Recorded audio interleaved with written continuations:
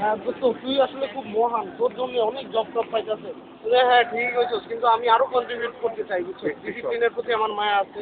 আমি এখন মানে চিন্তা করছি পোলাপাইন যদি কিছু না শিখতে পারে আমার হচ্ছে এরকম বলবো যে বলবো যে তাহলে আমার আসলে টিচার হয়ে যায়, বুঝছো? কিছু শিখাই পোলাপান, কিছু যদি না শিখে ডিসিপ্লিনের জন্য কিছু না দিই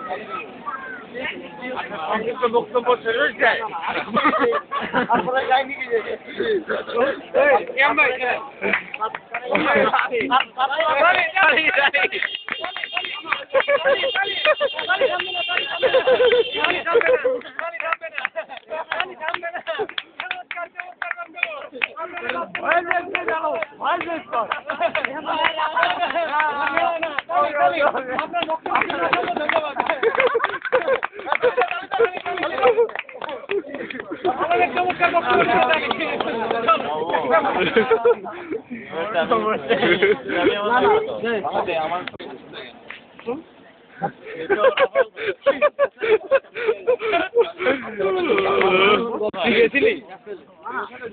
আমি তো তোর বাসায় লাইট জ্বলতেছে নিচ্ছে আর সবই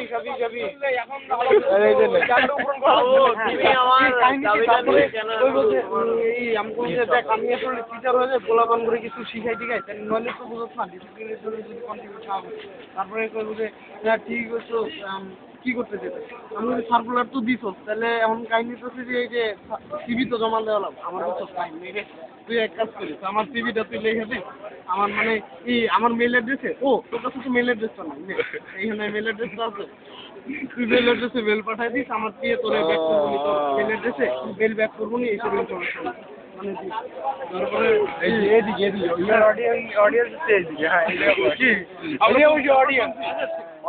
তারপরে হচ্ছে কি যে এরকম মেল অ্যাড্রেসে মেল করে ব্যাক করে পাঠাই বলি, তুই সিভিটা করে দিস। আর এই যে জবের জন্য যে ভর্তি পরীক্ষা যে এটা শোন, কাহিনী শোন, তারপরে ইন্টারভিউ পরে শোন মানে পিয়াজ খাওয়া লাগবে না, পিয়াজটা দিতে হবে নাকের সামনে। না ওটা আমি